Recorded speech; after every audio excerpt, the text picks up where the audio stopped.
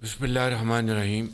Dear students, our daughters and sons from Gaza, honorable federal ministers, government officials, and officers from PMDC, Assalamu alaikum and a very good afternoon. It's really a great honor to be standing before you, students from Gaza, very shining and outstanding students who have now arrived Pakistan in their second home. Your plight is all very well known, not only to us, but the entire world. And it is heart-wrenching to watch day in and day out brutalities, atrocities being committed by Israeli occupation forces, which have so far killed more than 43,000 Palestinian brothers and sisters. Thousands of them martyred in the arms of their mothers. Thousands on the streets of Gaza. Cities after cities have been demolished. Villages after villages have been razed to ground. And yet, the international community has yet to act. Speeches, resolutions, and commitments are still to see the light of the day. Whether these are Security Council resolutions or other international forums, including ICJ at Hague, nothing has helped in bringing ceasefire in Gaza. And the world has not seen this kind of carnage in contemporary history.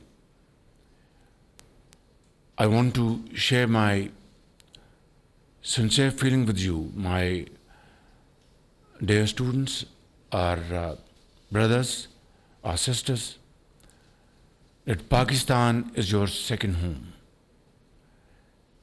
Our hearts are there for you. Our houses are there for you. Our institutions are there for you. Our teachers are there for you. Everything we can do will not be enough to make you comfortable in Pakistan.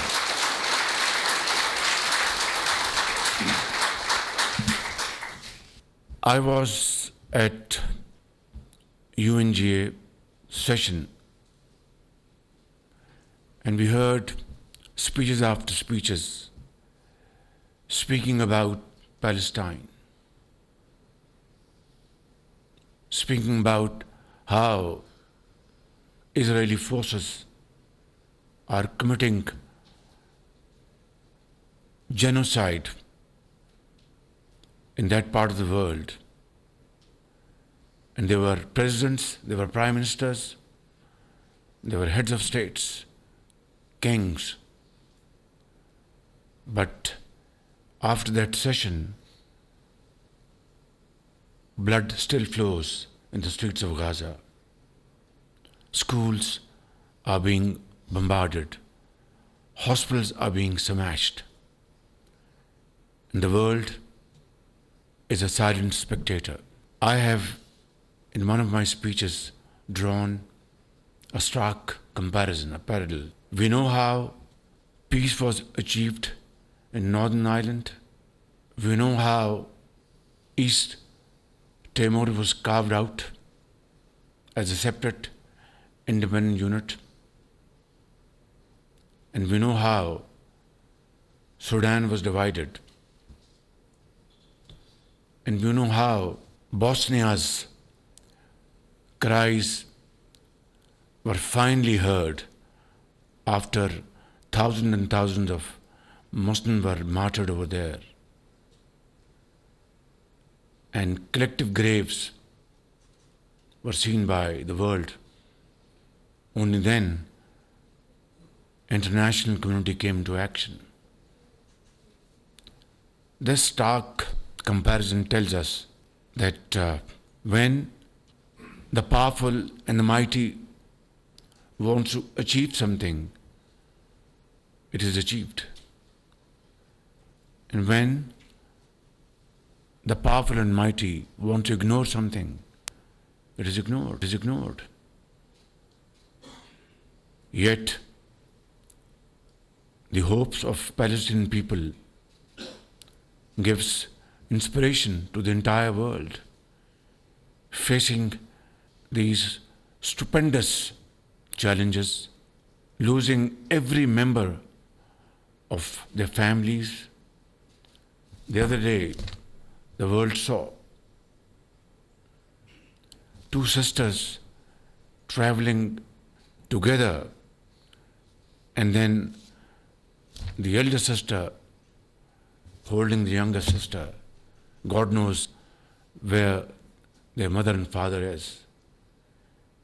These kind of heart-wrenching stories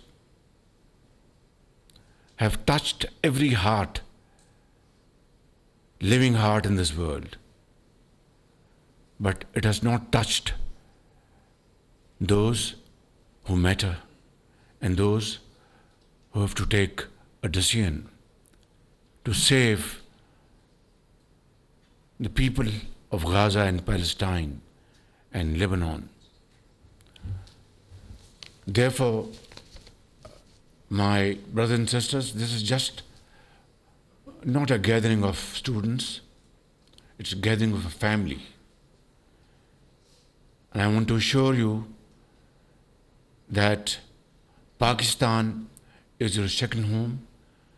This first batch of 151 students, financed and promoted by great philanthropist from UK known as the Gaza Health Outreach Program for Education, and Dr. Yusufuddin, Dr. Irfan Malik. They have already earned places in Jannah, inshallah. I have already instructed my colleagues, not instructed, requested them that we have to invite many more 100 students from Gaza to Pakistan who can get highest quality education in Lahore, Karachi, Peshawar, Quetta, Islamabad, and we will be playing host to you. Believe me,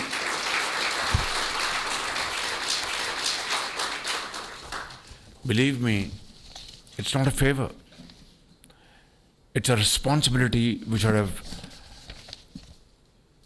discharged long ago, but it's never too late. And while the cost of this batch of students will be borne by Al Khidmat Foundation and those great people sitting there, I will make sure that while additional students come here in Pakistan, not only we will provide them finest quality education, but it will be all free of cost, borne by the government of Pakistan, inshallah. I will therefore request Dr. Bharat and Secretary Health and Secretary Foreign Affairs to kindly take up this challenge immediately, and through proper coordination please come up with your recommendations without any delay as to how many more students, brightest of the bright, can we invite to Pakistan and house them in the best learning streets of Pakistan. This should be done not in months but in days and weeks. So, my dear brothers and sisters, while you have left Gaza, your birthplace, and your dear ones behind you, and I wouldn't want to ask you, rather don't have the courage to ask you, that how many of you have lost your dear and near ones over there. But let me assure you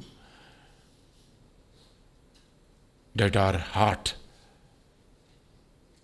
pumps with your heart. We are one family, and you will, inshallah, not feel. Of course, you will miss your parents, you will miss your relatives, but you have your brothers and sisters here who will look after you like a family. Antum ikhwan, hada baytukum, Pakistan baytukum inshallah. قلبي مفتوح لكم يعني أي وقت إن شاء الله ونحن موجودين مشتاقين هذا فرض علينا يعني أنتم ليس ضيوف أنتم إخوان والله العظيم باكستان بيتكم وبيتي.